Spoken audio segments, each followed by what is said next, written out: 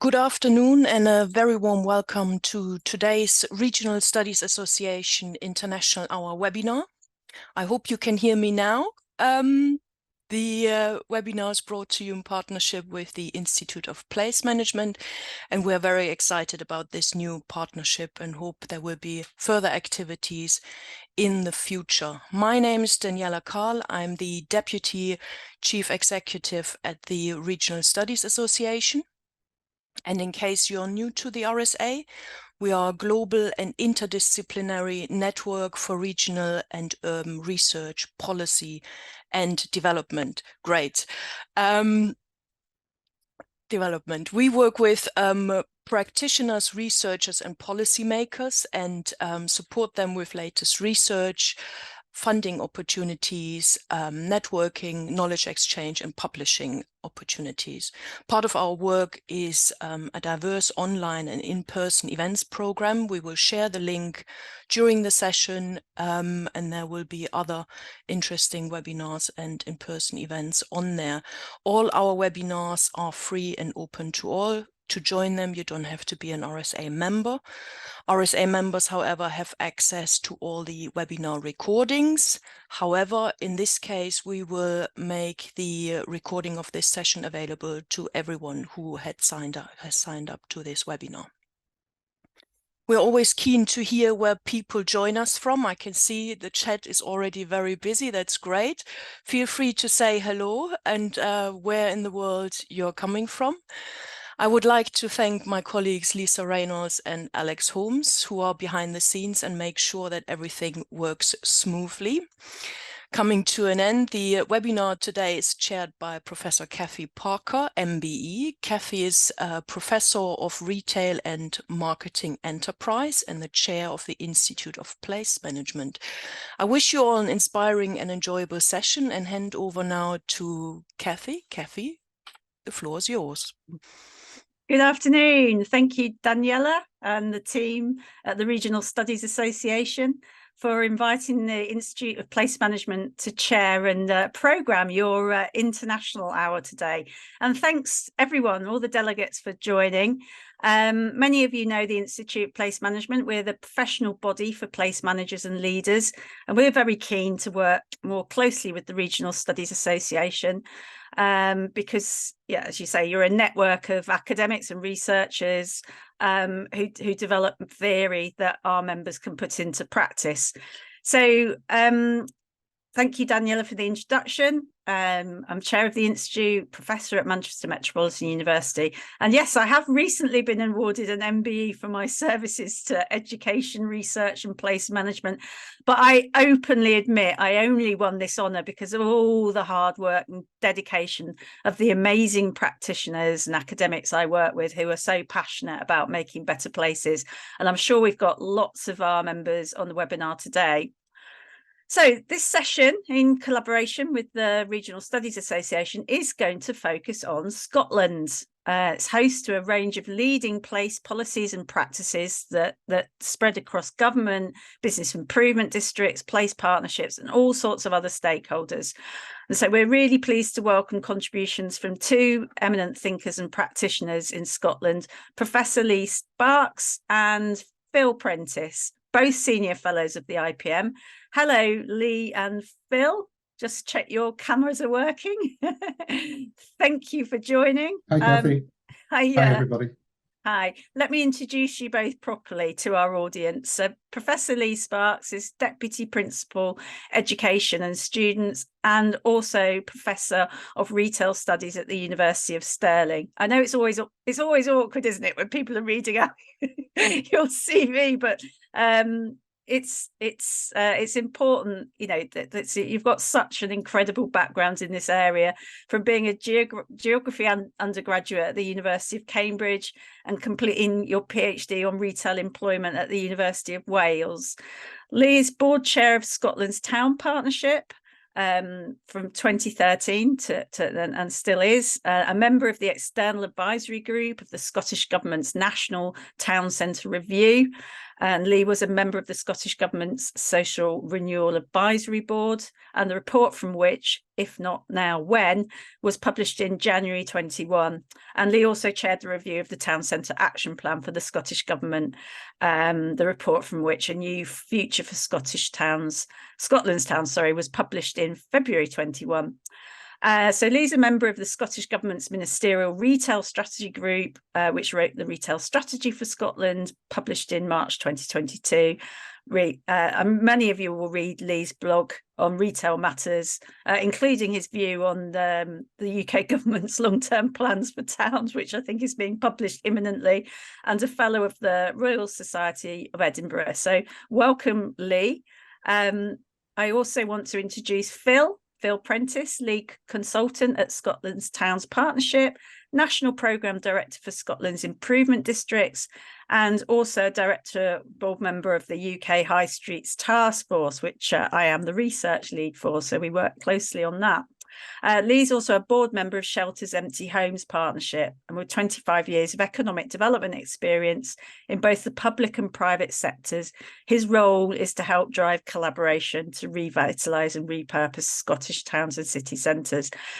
So, as you can see, we've got the best two people to explore or answer the question, what does a Scottish perspective mean in contrast to those in Westminster and other countries? And when you work with policymakers in London, like I tend to, the fact that we're focusing on Scotland is incredibly international. It's incredibly refreshing to hear a national perspective that really is place-based. So I'm really looking forward to it. So we're going to have about 20 minutes of presentations from each of our speakers, and then we'll come back with Q&A. So please use the Q&A function to put your questions to the speakers, and I'll bring those in at the end. So Leigh, I don't want to give away any secrets, but I think your presentation is going to focus on more of the enabling policy of a town centres of first approach in Scotland and the impact it's had, and perhaps what more can be done to sort of facilitate revitalisation in Scottish towns and a Scottish perspective. So if that's okay, we'll go over to you. Thank you very much, Leigh. Okay, Cathy, thank you very much for the introduction, and good afternoon, everyone. As Cathy said, I'm going to do a rather more big picture, broad policy element to the presentation. Then Phil's going to come in with the colour and the detail about some of the on the ground work that's been going on. Some of you will recognise the irony that we've got a Welshman and an Irishman talking about Scotland to an audience in an international context. But I've been up in Scotland for 40 years or so and been trying to do some work on towns over that period. As I said, I'm going to talk about the general policy that we've developed over the last decade or so. And whilst this is being recorded, and you'll get the transcript of this and the overheads, if you want further detail, then there are 2 links also here for material I did for the IPM earlier in the year on both Scotland's approach and also what resilience on high streets actually mean. In 2021, we wrote the vision for a new future for Scotland's town centres. And this vision was adopted subsequently by COSLA and by the Scottish Government about towns and town centres are for the well-being of people, planet and the economy, and that towns are for everyone and that everyone has a role to play in making them successful. And that's something we firmly believe, that we have to think about place, we have to think about towns, and we have to think of it in a much broader area. And that vision about well-being and the health and well-being of places, people and the planet is really fundamental if we're going to solve the problems about towns and places. The journey we've been on in Scotland over the last 10 years or so really starts with the Fraser Review, the National Review of Town Centres. Malcolm Fraser, a leading architect, was asked by the Scottish government to do a national review of town centres, roughly at the same time that the English government was asking Mary Portas to do a review of high streets. And I've always made the point that that distinction between high streets and town centres and that place-based approach that we've had in Scotland is really fundamentally a different approach. If we conceptualize the issues we see as a high street problem, I think we're missing the point. This is a place problem, this is a town's problem. And from the national review, the Town Centre Action Plan was agreed with COSLA and the Scottish Government. And out of that came Town Centre First. And Town Centre First was very much about making sure, or trying to make sure in reality, that the sequential approach we know in retailing applied to all sorts of activities, that we thought about the town centre first. And subsequently that morphed into the place principle and development of place as the core of a Scottish approach to towns and locations. At the same time, Scotland's Towns Partnership had been set up to really bring together, to enable and also to amplify the voices off the ground. So we developed some tools and toolkits, and some of you will know some of those things that we developed. Understanding Scottish places, to get better data about Scottish places, then mimicked in Wales with Understanding Welsh Places. We ran a series of demonstration projects around key themes, and also managed a cross-party group, because town centres very much at that point, certainly, and I hope in the future, are not really a party political issue. We might differ over some of the things we might need to do, but the idea that towns are for the well-being of people, planet, the economy should be something that's core to absolutely everything. And over that period, we were then faced with a changing set of economic, social and environmental alterations. The Scottish Government up here is very much core and focused on community empowerment and the involvement of community in terms of developments. We declared a climate emergency very early on. We also, of course, voted very much against Brexit, and that colours a number of aspects of things. Subsequently, we've had COVID, and the way in which we've looked at social and economic renewal coming about that is not about building what we had previously back, but actually changing how we think about place, how we think about social and economic renewal. So the context had altered really quite considerably from that period of 2012-13 and the subsequent few years of STP.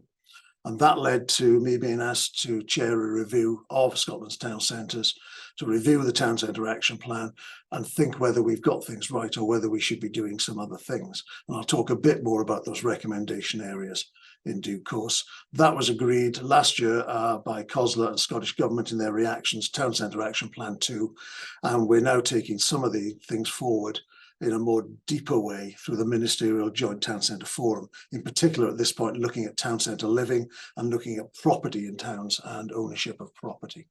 So a roadmap, if you like, though it's probably the wrong phrase given what else I'll go on to say, around how we've looked at place and how that's all joined together. And there is a consistent theme running through that from 2010 onwards to where we are currently, to try and set the agenda for local authorities, for organisations, for businesses and communities within Scotland. I would argue that core to that has been the Scotland's Towns Partnership, and core in many ways has been the actions that Phil had over the last decade or so as Chief Operating Officer for that. We've been responsible for driving forward the Town Centre Action Plan, not as a big organisation, but an organisation that links people together to do things on the ground. We incorporated Scotland's improvement districts into STP about 6 years ago now, and Phil's still running the improvement districts in Scotland. We have a slightly different model up here, and Phil will talk about a little bits about that. We focused on our resources, projects and tools and redeveloping those and enabling those. And I think that we have a set of tools up here that places can use to understand what their locations are like and help them develop from the ground up what they need to do. And we've also, as part of COVID, but now gone beyond that, developed Scotland's Loves Local, firstly as a way of getting money into local communities, now as a sort of local community currency, a national programme which really drives forward the idea that location, locale, local businesses, local organisations are fundamental to our success of our places. And if you haven't looked at that, it's worthwhile looking at the website for that. So I would argue we've had something that's been consistent and coherent over quite a period of time. But reflecting on that as part of the 2021 report, I think the questions we need to ask ourselves are whether are we doing some of the easy things rather than the necessary things? Have we actually asked some of the right questions? We need to ask a little more in depth about some of the reasons for things being as they are. How much have we actually really changed over that period? Do we actually focus on the causes, or are we just focused on solving the symptoms? And have we actually altered the fundamentals that, if we're not careful, leads to things like in the photograph? It's a slightly false photograph. It's not a British photograph. It's an American photograph, but you get the idea. This has become the way in which we sort of think about some of the ways we behave. Very car-borne, very out of town, very decentralized, not just retailing, but across a range of things. And that focuses our attention, I think, on asking what sort of society and economy do we need, and what sort of places do we actually want? And these two photographs, Build Back Better for high streets and then the Labour plan, sort of epitomise for me a lack of real thinking about the questions. They are cosmetic in many ways. They won't address the fundamental issues that I think we need to address, and really are so superficial as to be almost embarrassing. And I would argue, as I just have on the blog, pretty much the same for the UK government's long-term future for towns, which was produced at the weekend. And I think we have to ask more fundamental questions about what sort of places, when we talk about resilience, about places, who for, who gains from that? Is it local? Is it the community? And what sort of public-private governance do we need to actually manage this? What are our types of organizations that we require? Excuse me. So that's the backcloth in many ways. And that sort of concern about what we were doing, but also recognition we've got good policy frameworks. We were doing some things right in Scotland, but actually thinking we need a bit more fundamental rethinking, perhaps, is what really led into the new future for Scotland's town centres, and then the joint response from Scottish Government and COSLA. And I'll spend a couple of minutes on this, if I may. The fundamental point I think I'd want to make about the review is that it takes a stance that if we continue what we're doing and what we've been doing over the last 50 years and don't change anything, but we just do it a little less badly, then actually we're not going to change anything at all. Town centres will not recover in the places that are already so damaged. Not all town centres are damaged, not all things are bad, but in the places that are really struggling, if we don't change course, it is going to be too late. And I think we're seeing that in some of the rhetoric over the last week. And if I reflect on Scotland, then we've got a good policy framework. I think our framework here is pretty good, but it's not sufficiently strong, perhaps, and far too often could be got around, both at a local level and also at other levels. Our demonstration projects that we were running did good things, but they were often reactive to calls, not enough embedded local action, nor really sustained progress. And whilst places learned from each other, we could do a lot more. If I think about the incentives to operate in town centres as opposed to out of town or online, then that balance was wrong. And I also feel communities were having things done to them rather than being really involved from the ground up in the way that they should be. And that I encapsulate by these half a dozen points about we won't succeed if we just continue to do business as usual. The economy and society we live in has changed radically, and we need to reflect that in what we want and how we try and ameliorate some of the worst parts of that. We also have to be realistic. The pre-pandemic situation was not working. It's not about build back better to something that was great in 2018, 2019. It wasn't. We've had this problem coming for a long while, so we need to think more radically. The existing operations we have, whether it's housing, whether it's out-of-town developments of other sorts of forms, will continue to do the harm unless they get deflected. And we still have no real disincentives for doing bad things. We just allow them to happen. Our society and economy needs to be more inclusive and needs to be less extractive. And in Scotland, the national policies we have around community wealth building, around 20-minute neighbourhoods, about well-being, about a 20% reduction in car kilometres in the next 6 years. If we're really going to be serious about those and about dealing with climate change, then we need to get serious about altering our patterns of behaviour, government, organisational and personal. And finally, I'd argue very strongly that we focus all our attention on in-town issues, high streets, town centres, but we don't recognise the context in which they operate. And if we ignore the alternatives online, out of town, that's living, working, playing, and don't focus on the enablers that transport the services where they are and what they do, we're simply going to reinforce adverse behaviours. And all of that, to me, that business as usual, means that if we spent 50 years destroying our town centres, if we don't change something fundamental, then we're not going to change the outcome. So our recommendations from our review that set the policy that we have in Scotland now were around 3 areas, and there's been progress on a couple of them, not on one of them. The first area, I'm not going to go in depth in these because of time, but fundamentally, whilst we had good policy frameworks, strengthen national planning. And if we look at National Planning Framework 4 in Scotland, we look at the way in which it's been strengthened in the last 18 months or so, and think about what that means for town centre plans and the involvement of communities, we've come a long way. NPF 4 should stop quite a lot of the adverse developments we have. Does it go far enough for what I would like? No. It still amazes me that in a country, Scotland, where our national ambition is to reduce car kilometres, we seem to want to open drive-throughs. That puzzles me enormously.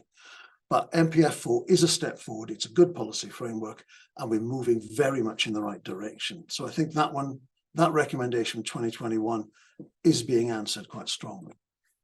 The second recommendation was to actually align the Scottish Government's tax funding and development systems with their ambitions about policy generally. And these came under 5 headings, and you can see them there. Business rates. We could have a long argument about business rates. It's not fit for purpose, non-domestic rates in Scotland. We need to alter it. We need to change it. It's not about reductions. It's about a rethinking of the whole approach. We now have the ability to do things around VAT. We seem to be able to build free ports quite readily. Why are we not doing good things about VAT for refurbishing buildings in town centres? The economy shifted online to digital. We can't ignore that economy in any way at all. If we ignore it, we pile more pressure on physical properties. So we need to rebalance and rethink what our taxation system is. And I would add out-of-town car parking space levies and a moratorium on all out-of-town developments. And that includes non-retail. I'm not just talking about retail. And out-of-town car parking of all sorts of forms. We need to get serious if we're going to meet those ambitions. Those are difficult things to tackle for any politician. But if we don't start making some moves and rethink that, then I think we've got problems. As part of my discussions as part of the review, we said to the valuers, the assessors up here, how does the rate system work to meet Scottish Government policies? And the answer was it doesn't, and it shouldn't. And that really strikes me as the wrong way to think about these things. The third area we had was about expanding funding of demonstration projects to commit to a longer term project of funding and have that funding available for revenue and for capital. And the Scottish Government, through its place-based investment fund and a range of other funds, and Phil may talk a little bit about some of the examples of those, has delivered on that. Would we like more money? Would we like rather more of it? Yes, of course we would. But there is a beginnings of something more sustained in development there, building on the last 10 years or so, and focused around 4 things. Town centre living, digital use in towns, not just the speed of the tech, but how businesses use it. Enterprising communities, which is really about community wealth building, but changing the nature of the ownership around local communities, about community ownership, community enterprise, small business, local, all of the good things I think that build local circular economies. And then climate change response, building on some of the climate action work that's been going on in Scotland in a large amount of ways, making places better. And that ties into the 15-minute neighbourhood argument, or the 20-minute neighbourhood up here. So we're focusing our projects that we're working on in STP around these areas, because we think these are fundamental to changing the nature of our town centres. So in conclusion, local efforts, I think, only go so far. I'm not want to diminish them because some of the things on the ground are great, and Phil will give you great examples of those. But if we're serious about town centres and serious about making a change, we need systemic structural change. It's the only way we'll make a difference across all places. And we need to reflect. Some of the great examples we have, and the one that always gets trotted out in Scotland is Mid-Steeple Quarter in Dumfries. They're working despite the system, not because of the system. If actually the system helped places like that and helped more places like that, what could we actually achieve? And for me, that means we need real leadership, real change in the way governance works across all of these places. And unfortunately, I think we've got a sad lack of that in many parts of our economies. I think we need really to drive that up as fast as we can. I'll pause there and stop there, and no doubt we can pick up any questions around that later on, Cathy. Many thanks. Oh, thank you ever so much. Yeah, we've got some comments in the chat that we can pick up as questions later on once we've heard from Phil. So thank you for setting the scene there so well. Phil, I think you're going to give us more, as Leigh said, the dynamics of the different types of partnerships you have in Scotland, I suppose, and you know what sort of difference are they making at a sort of local, national, and maybe even global level.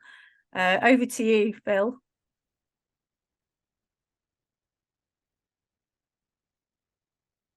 Okay, thanks, Cathy. Good afternoon, everybody, and thanks to the RSA for the kind invitation.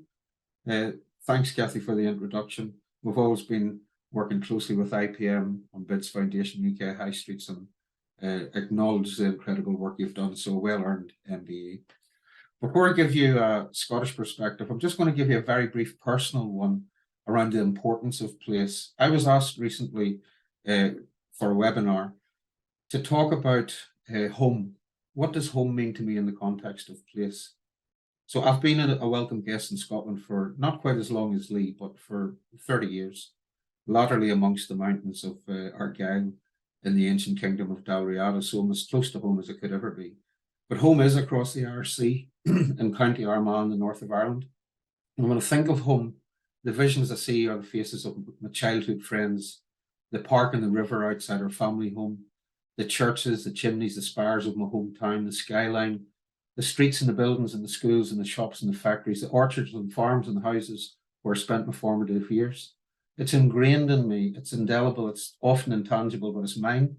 It's my heritage and my DNA, and I think that is the importance of place that's sometimes overlooked. And recent results from the annual population survey actually highlighted that the most significant aspect in people's health and their prosperity and their sense of belonging is their relationship to place and how they engage with the immediate environment. And that has led to a recognition by policymakers globally and a renewed focus on better placemaking. It's rekindling some of the work pioneered by Geddes and Jacobs, etc. But place is critical in terms of health, well-being, the environment, and so on. So I'm going to share some slides just now. Following on briefly, just from what Leigh said, STP has been the enabler of a lot of these policies. The four things that we focus on are obviously the Towns Partnership, the Improvement Districts, the Love Local campaign, and the policy. What makes Scotland slightly different is over the last decade or so, we've always taken that more holistic approach. You know, we encourage broader collaboration. It's never been regarded as a high street or a retail issue. We have got good policies, climate and well-being, community wealth, MPF4 has strengthened things. We've got the new feature for Scotland's towns. And we are very much a nation of towns and small places. Even our cities and the neighbourhoods within our cities are relatively small, and that too has helped frame our approach. I think it's important also to recognise that, you know, our history, our heritage, our culture, our DNA, they're actually steeped in these places, and we have got some incredible places in Scotland. Our cities and towns just basically tell the story of our journey as a nation. COVID and climate emergency have reshaped everything. We're now looking at a sort of society that COVID had proven to us that looser and more localized responses actually delivered better outcomes compared to the traditional top-down approach. But we're seeing a drift back to that post-COVID world where people are working in their silos and they've reverted to type. On a more positive front, though, I was quite worried when COVID came, particularly with regard to the business improvement district movement, that the combination of Brexit, the cost of doing business alongside COVID would really have a negative effect and a bad impact. But they stepped up and they delivered when we needed them most. And they've come out the other side of all this chaos a lot stronger. I'm witnessing now the strongest level of interest we've had in the bid model in Scotland. A lot of us driven by neighbouring towns that don't have a bid actually seeing how well their peer towns performing. It's also local authorities realising that there's scant resource available in the future. They either can't do it or they can't afford to do it. Some of it's the brighter business folk and communities coming together saying, well, nobody else is going to come and fix it. And this bid model is actually worth exploring a bit further. So we are seeing a huge demand in terms of where we're moving to on bids. So I'll just give you a quick fly through in terms of what we're trying to achieve with bids. As Leigh pointed out, we took over the improvement districts in November 2018. We had a long consultation and engagement with the industry, because by and large, if you took a step back, you were looking at a delivery vehicle that focused on taxing predominantly retailers in town centres. There wasn't a lot of sustainability in that concept, i.e. the retail is starting to diminish. Where will the tax base go? Will this be sustainable in the future? So we had a long and detailed conversation with the industry about what would be the next steps moving forward. Basically, the concept was, whilst bids are very local in terms of the delivery mechanism, they do have a national impact collectively. So we rebranded, we refocused the movement, and we just started to think, how do we expand this? For your information, the Scottish bids actually followed from the pilots that were introduced by John Prescott in England. Our legislation came about 2007, and there's slightly more flexibility in the fact that we could actually charge levy on both occupiers and owners of the property. So we have a very flexible programme, and I think that's a key point. The flexibility, next slide please, Alex. The flexibility in the programme is the strength of the bid model.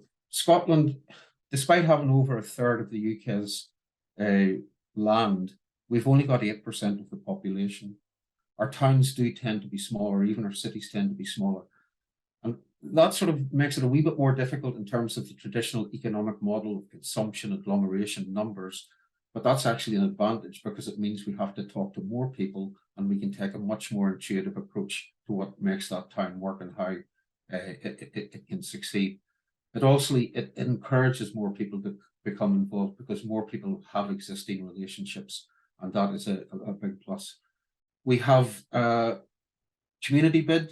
We launched that with North Glasgow Homes, a social landlord, as a sort of key anchor organisation.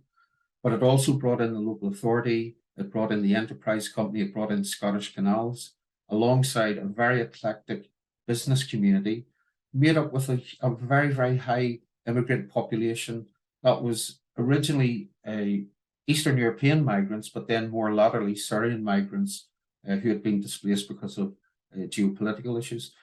So that community bid is basically a range of stakeholders. It involves the local GPs, the police, and really it has taken one of the worst data zones in Western Europe, not just in the UK. People in that area of Glasgow males had a life expectancy of below 60. It's an area with antisocial behaviour. It's an area that was down at heel post-industrial. And this community bid has really started to build ambition, to build confidence back into the group. But more importantly, it's got all the different facets of that community working together. The bid has been the engine to drive that collaboration and start to tackle some of the systemic problems around health, antisocial behaviour, and economic prosperity. Our town and city bids and business park bids are all doing pretty well, but we've also had the first digital bid in the UK. We've got food and drink, and we've also got a range of tourism bids. And through COVID, we had our first island bid come forward, the island of Bute. So it was a whole island approach where all of the different organisations and communities came together to try and better their futures. In the bottom, we can see some of the areas that we're thinking about. A culture district within Glasgow. We also have a core Glasgow city bid being proposed that would be somewhere in the region of £3 million a year, £15 million bid. canals, key sector bids, health and wellbeing obviously being part of the agenda. I think the key point to take from this is that the bid legislation, even within the UK, not just in Scotland, is actually very flexible. It allows for a range of deployments, and it can be deployed in a number of ways, creatively and innovatively, by just getting the right people around the table to work together. Next slide, please, Alex.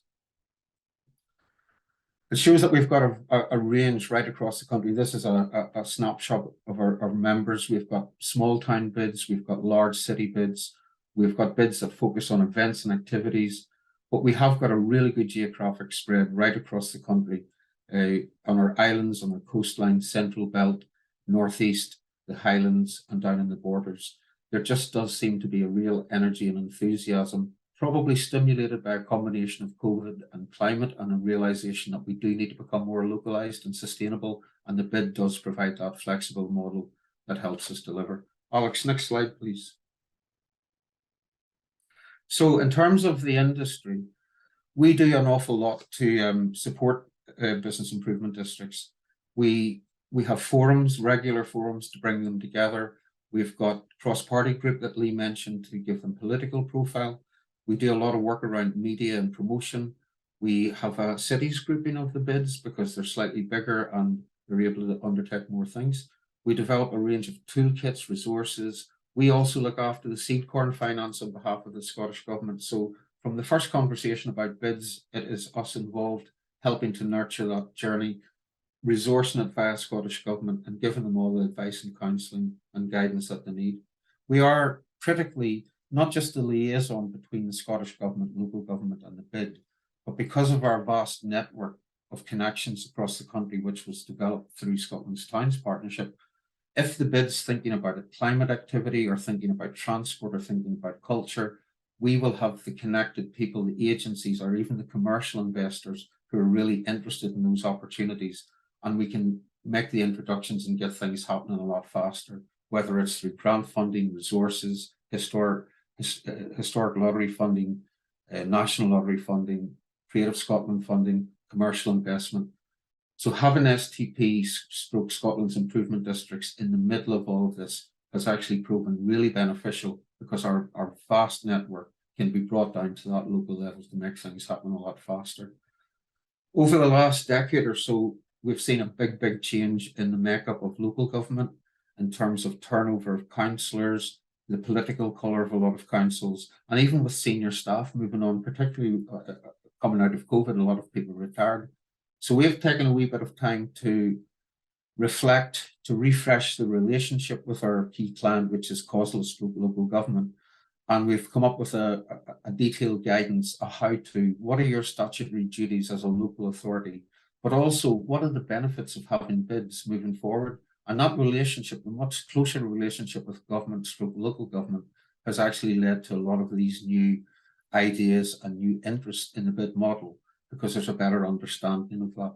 And that's basically a very detailed guidance which shows local councillors and local officers what they have to do to help with the implementation of the bid, alongside all of the benefits of having a bid within their local authority area. So it's been a really good way of introducing ourselves to the new landscape of local government and some of the key players that are in that just now. Alex, next slide, please. So you will have been aware through the RSA and IPM that the UK had 7 community improvement district pilots led by Part to Change. I was on the steering group with Part to Change. And basically, they came and looked at what we had done in North Glasgow in the remaking Saracen bid in Postle Park. And they had a conversation with us about the pros and cons. And it took a slightly different tack in terms of how they were going to deliver that in England. But in Scotland, just to outline, to give you some clarity about what we're trying to achieve here. The Business Improvement District per se is very much focused on the businesses, the levy payers, and looking at that core geography to try and build in improvements. What we were trying to build in terms of the Community Improvement District, which is basically just a brand, it actually sits under the existing bid legislation, and all of the existing bid processes have to be implemented to get the bid enacted. But the branding of the Community Improvement District just encourages more involvement, more engagement, more participation, and actually more buy-in at the local level. It's sort of like a call to everybody in the area to say, all hands to the pump. This is your place. It's not just for the businesses, it's for the residents, it's for the visitors, it's for the key stakeholders, the partners. Everybody can get involved in this, with the bid being the underpinning model. The key ask is that you can't come to the table empty-handed. The businesses cannot alone be left to fund all of this activity. We need to see investment, whether it's in kind, whether you're helping to put on events, etc. You have to bring something to the table. You can't turn up and benefit off the back of other people's investment. But the concept there was to look at bringing in more community activity. As was shown there in the slide, it would be community councils, tenants and residents associations, just volunteer groups, etc. Importantly, making sure that the investors, the corporate guys, could actually see the benefit of bids. I know Savills have done some work in England looking at the value of having a business improvement district and showing there is strong proof that the property values within that district will grow much more strongly than an area, a similar period of time, that doesn't have a business improvement district. So there's a commercial value to having it. And if you're a house builder and an investor, and we're talking about climate, we're talking about denser neighbourhoods, we're talking about 20-minute neighbourhoods, we're talking about repopulation of town and cities, you will sell your properties at a higher price if this area is attractive and well looked after and functioning highly. So that is a good argument for these guys to get involved. And at the civic level, there are broader partners in every place. We've got health, we've got civic partners at all levels that could and should be getting involved in any improvement district for their area, because it is their area, as well as the guys that are in the business improvement district. So I'm seeing a big growth in most of the bid industry now is starting to either reshape, so the existing bids are starting to add some of this in to what they're already doing. The emerging bids, the developing bids, there's a big pipeline just now. The vast majority are actually going down that route. So on Stornoway, which is on the Isle of Lewis, that is genuinely a community project where the third sector, the local authority, the businesses, the voluntary sector are all coming together to make the place better. Likewise, Carluke, we're seeing the third sector are actually leading that initially, with a business group sitting beneath that umbrella and local government and other stakeholders supporting from the side. And ultimately, it will come through as a community improvement district. So I can see this model gaining traction because it is a more holistic partnership at the place level. And the bottom line is COVID did prove it. The key thing about bids and their strength, they actually knew who could give out help. They knew who needed the help. They could actually connect those dots much better than a distant local government or even more distant central government. So that localism model is definitely strengthening. And the glue that holds that together can be the bid alongside things like Scotland Loves Local and the fact that people are living well locally. And that's the sort of concept that we're trying to promote. So that's just a quick run through in terms of state of the art of our bid industry. I don't think it's been as healthy. This is probably the healthy it's been from my involvement in it.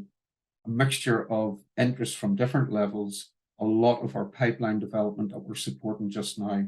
And I would expect to see probably another 6 or 7 bids emerge over the coming year. Ultimately, we could see maybe 60 bids in Scotland over the next 3-4 years. And a really strong endorsement of the bid model is coming out of COVID when we amended the COVID emergency legislation so the bids did not have to go to renewal ballots. And then whenever that sunset clause struck and we had to allow them to renew, they've all renewed. They've renewed even stronger than what they were before in terms of the ballots they had pre-COVID. And that's a recognition and an endorsement that local approaches are actually the way forward. Alex, next slide, please. And that's just a snapshot of Saracen Street. Believe it or not, this is where my father-in-law was born. It is a very challenged neighbourhood. The girl at the very front with the blonde hair is Margaret, who actually is the Deputy Chief Executive North Glasgow Homes. As an anchor organisation, they put £100,000 on the table to get the bid established. They built the confidence of that group. So a mixture of Divine, who is behind Margaret, is a recent migrant who's now set up her own business. There's an enterprise centre that the Business Improvement District has opened and started to run. But that is a very, very challenging area of North Glasgow. It's now starting to build its confidence. It's now starting to feel more attractive, and it's collaboration. That's the key. They're dealing with the real issues that those local people have, which was antisocial behaviour. It was crime. It was drunkenness. It was gang issues. It was also just about the look and feel of the place and the fact that the economy was very fragile.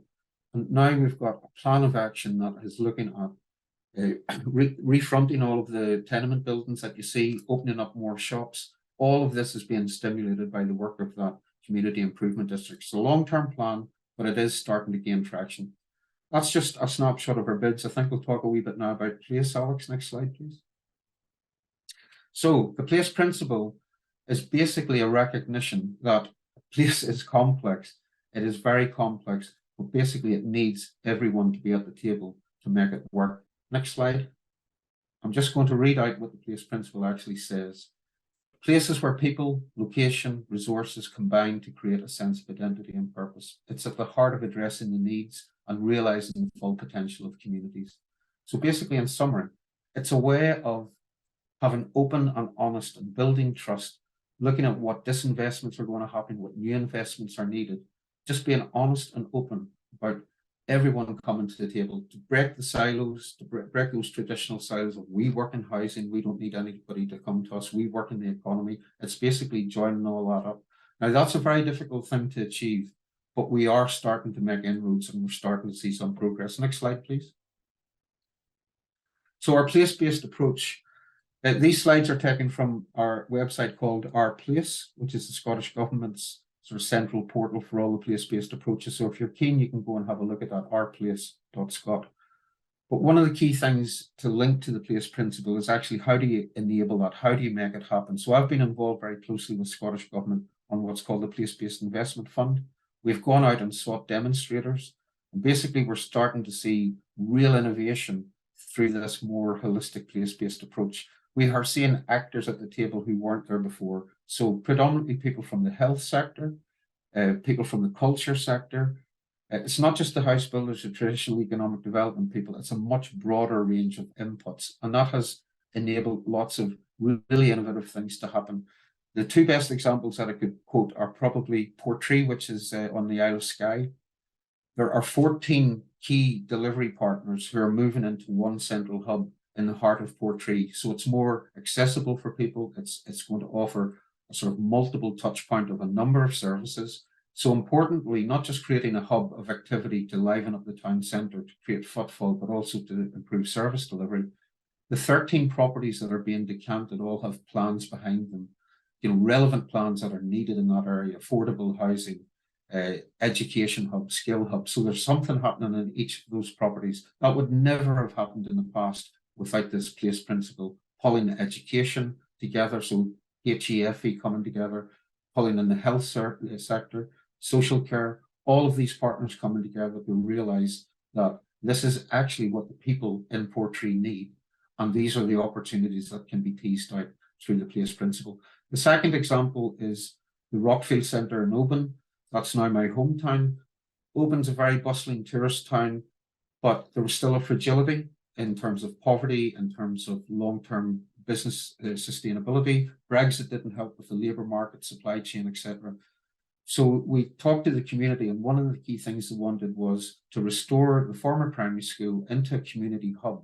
So that brought all of the different actors together, the education people, so there's a lot of education provision, the social care market, so there's a lot of dementia training, Alzheimer's and dementia relief for people who are carers, culture, heritage, arts, enterprise. It's all run as a community benefit company, and the Scottish Government, through the Place-Based Investment Fund, has just given them further investment to open up a kitchen and a servery and a venue so that actually people can get trained and then into the private sector, because that's where the labour market shortfall is.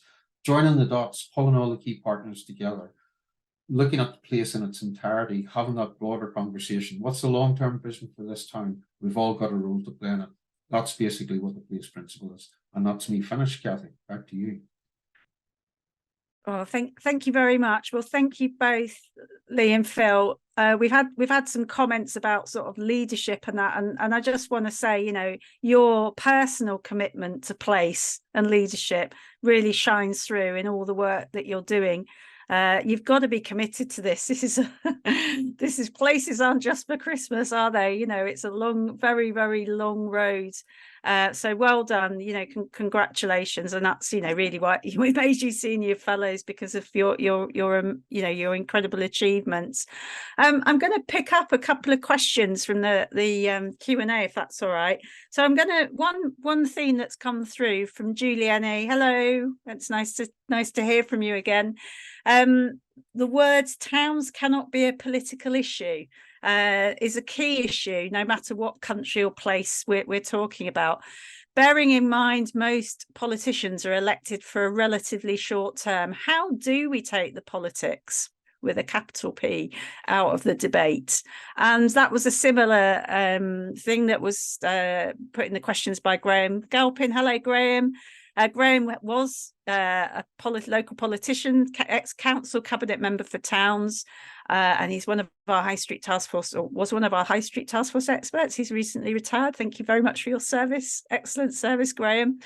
But he was keenly aware that people in all parties really knew very little about place management, leadership, economic development, and the emphasis was much more on headline grabbing just to get elected. So he says the same thing. Is it possible to extract, you know, what's good for places, place management and leadership, from local politics? So I'm going to ask that to both of you. So Leigh, what's your position? How do we actually divorce the two? Is it possible? I worry currently that some of the national rhetoric is making it much more party political than it should be. I think one of the ways you can do it on a one-to-one basis, a local basis, and this perhaps is where we have best experience, is to reflect on how Phil started his presentation. Because Phil talked about his place, about where he came from, and people do have that sense of identity, do have that sense of location and place. And whatever politician or whatever stripe generally does want to have a place that is successful. And actually that's something that I think gets people together. So we ought to focus on what actually makes us, what we share in terms of our beliefs, rather than some of the things we disagree on. I think when you get politicians of all shapes in a room talking about that location, talking about that ambition, some of those things do fall away. But you talked earlier about being committed. That does require commitment on a variety of levels. Do I think it's possible? Yes, I do think it's possible to do that. And I do think that sense of identity, place, and individual values around that does provide something we can coalesce on. But I am genuinely worried currently along the things that we're seeing at a national level, that it's become more politicized and somehow towns have become woke, which really I did not think. Or cities, you know, cities or are even the enemy of the state at the moment, I think. Yeah. Phil, you talked about the improvement district model. You know, does that help? Does that help take the politics out of it, having a different structure? I don't think so, Cathy, to be honest. It's hit and miss. It'll depend on each local area and the politicians involved. But the core point about how do we separate politics from towns is a tricky one. I think we've done some good work by establishing a cross-party group approach. You know, so we have tried to depoliticize it by involving all colours. But at the same point, my vision for this is that we actually show town centres as being a solution to a lot of the government's problems. So if we said to the guys, look, we have got massive amount of demand for housing. We need housing for an aging demographic. We need to reduce our carbon footprint. This is not a recurring budget like the NHS. This is a one-off fix. So if we actually get everybody around the table and we start to look at planning out our places based on the needs of that local population, you're going to improve health outcomes and well-being. You're going to reduce carbon footprint. You're going to have much more vibrant local economies. So there's nobody, irrespective of colour, class, creed, politics, is going to not argue that that's a good idea. They might put their own colour on it, their own bells and whistles, but the fundamental core things of Leigh's point about changing the system And I'll be honest, I am pretty encouraged with mainly my involvement more recently over the last few months with the private sector. The private sector are now a year or two ahead of the government thinking. They know that this stuff has to happen. They know that the young people are crying out for climate interventions and crying out for a new approach. So they're already reshaping their approach, their investment models, their products. Probably the government will have to catch up eventually and help facilitate that. But genuinely, the true politician shouldn't be doing what Rishi Sunak's doing just now, which is throwing out crumbs to people. At the end of the day, the crumbs are going in the wrong direction, and it's a missed opportunity.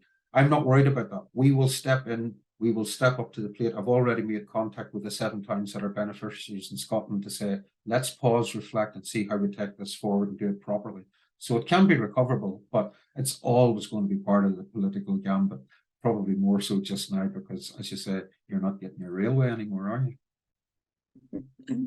Yeah, okay. So another theme that came through from 2 of the questions. By the way, we're going to go over if that's okay with our speakers, we'll go on till we'll say 8 minutes past, if that's all right with both of you. You've not got any you can do that because we've got some interesting questions here, so I don't want to close down the debate early. So we've got this idea, and I think it was Leigh that you actually said from the ground. You know, we used to sort of saying on the ground, but this is from the ground, so it's a different approach to involving people, because it's not deciding and then engaging, it's engaging first and then deciding those sort of priorities. So that's something that's picked up by Francis Toomey. Great, generally involving community through honest conversations does help to confront some of these tricky issues.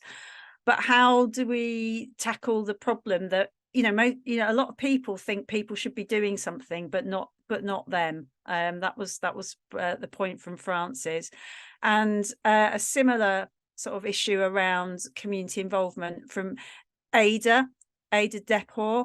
How can we involve communities at the local level? So what are more, have you come across this problem that people think it's great that everyone else is involved but not them, or is that not really a problem? How do we involve people genuinely? So I'll put that to you, Phil, if that's okay. If we don't involve people, what will be coming will be at your own peril. I'll give a good example. Early in my career, I was asked by a very impoverished community, just a handful of the community representatives, not really representative of the whole community, but the usual suspects that dominated the airspace. Could we have a football pitch for our kids? So when I've done a wee bit of delving in and spoke to a few different groups, yeah, but could you make it 3/4 of the size of a normal football pitch? Could it be sort of like a deformed football pitch? And I couldn't understand why they wanted half a football pitch or 3/4.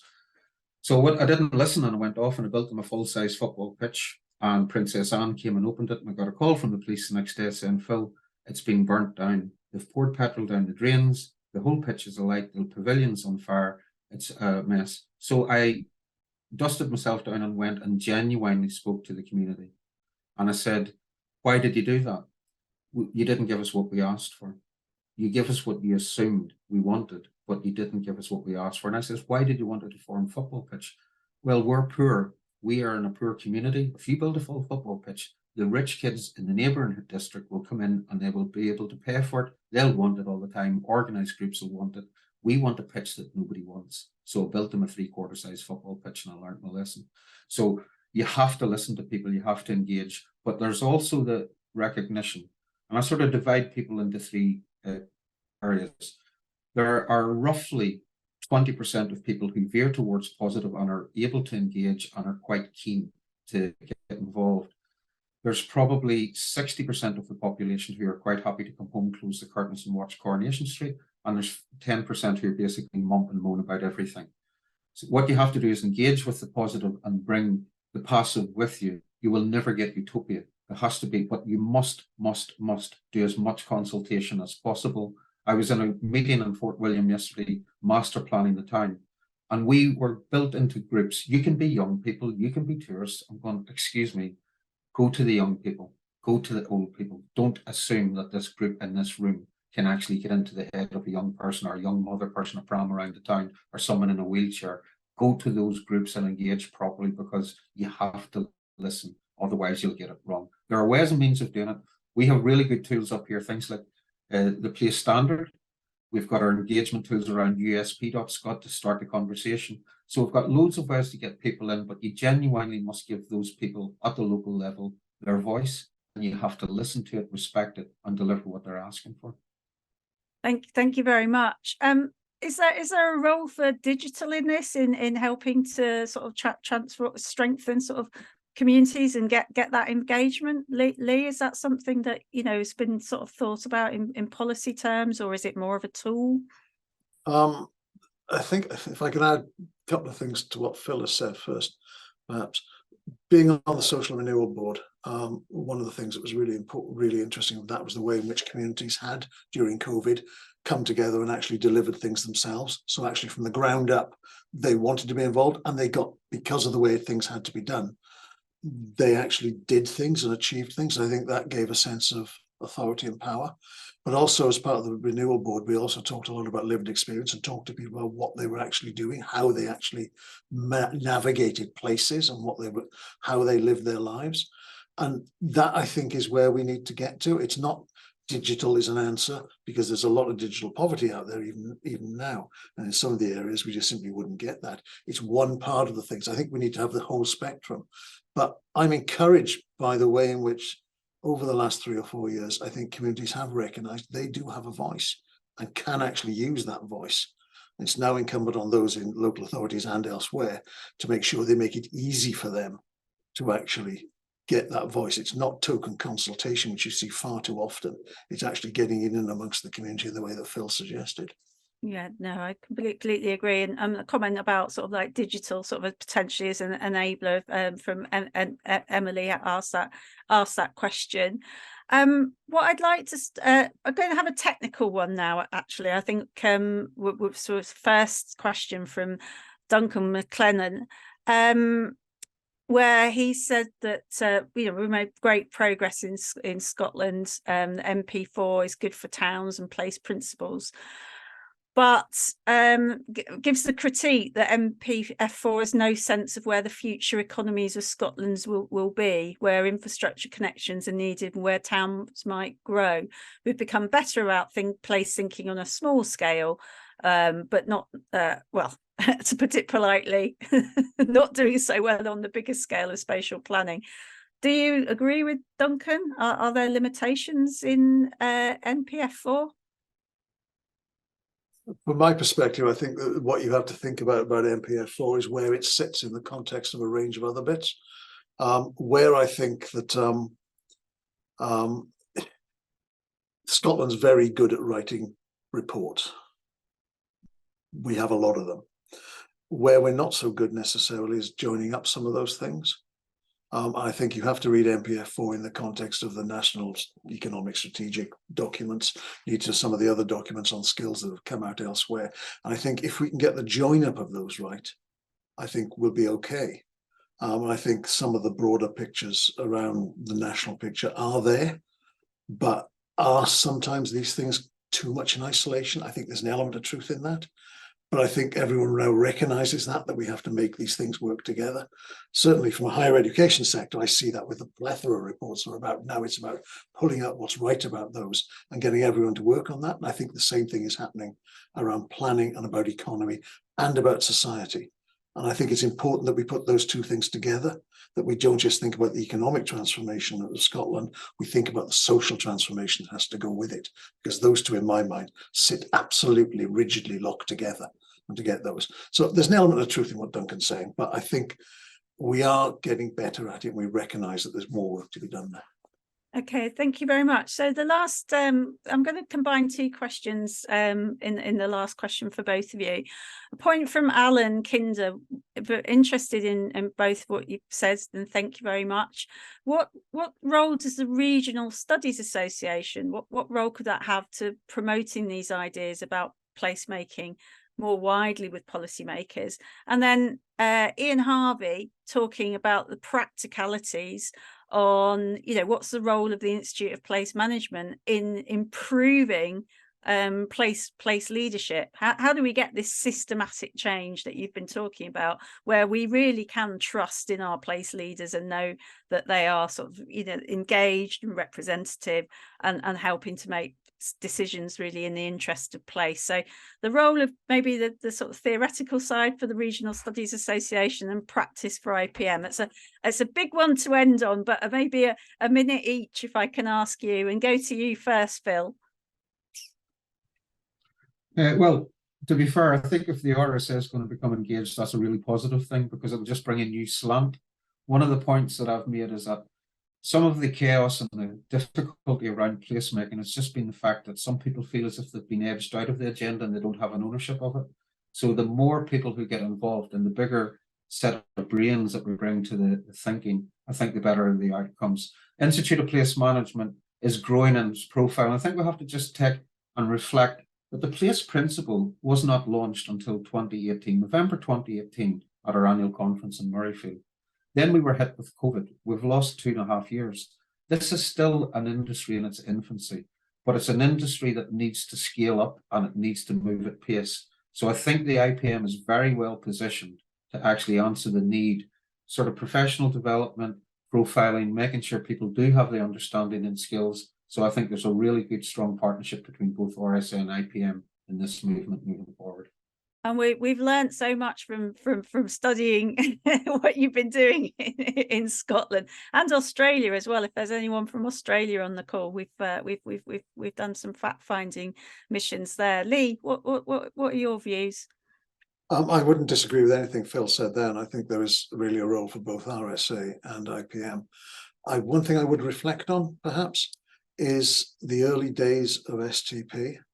There were a lot of players jostling in this same space. And the then minister said that that was just not something he was going to be able to deal with or tolerate, and that we wanted STP to actually do something about it. We had two choices. We could have set up an organization with a big bureaucracy and tried to run something in a particular way, in the old style way of doing it. But what we did was actually set up something that was much more virtual, and actually said our process is about enabling the groups to do the things they do really well even better. And when they do good things, amplify it, shout about it, and bring all that together. So it becomes bigger than the sum of the parts. It's an easy thing to say, but that was the mantra. And that's why STP doesn't have an office, doesn't have big bureaucracy, hasn't had a treadmill of trying to get funding in those sort of ways. It's very much about making the people who are doing the stuff on the ground shine. And if you bring back that to RSA and to IPM, there are particular real strengths in both of those organizations. And it's about trying to join those together so both of them actually do really well, along with all the other partners. And I think that message of amplifying and sharing and then growing it is what we have to do. So the more people who want to get on board as part of that vision, both for UK, England, but also for Scotland and Wales, please just get involved. Yeah, and I think this session has really shown the value of talking to people specifically about policies in places. I mean, we certainly can come up with some general principles, which we tend to do sort of theoretically, but you have to understand the political, the legal environment. You have to have connections to real people. So it's been really fascinating to hear a real taste of what place-based policy and practice is in Scotland through your presentations and answers to the questions. So thank you so much, Leigh and Phil. It's been a really fascinating session. I just want to say thank you to all our attendees for participating and asking such a useful set of questions. I know we could carry this discussion on. Perhaps we'll get another opportunity. Perhaps we've done a good job and the RSA will let us have another session, and perhaps we'll focus on Wales or somewhere else next time. But I just wanted to end by thanking the organising team at the RSA and the IPM, because your diligence and professionalism has ensured we've had a really fruitful and enlightening session. So that's it. Goodbye, everyone. Thank you very much, and hopefully see you at a next session soon. Bye-bye.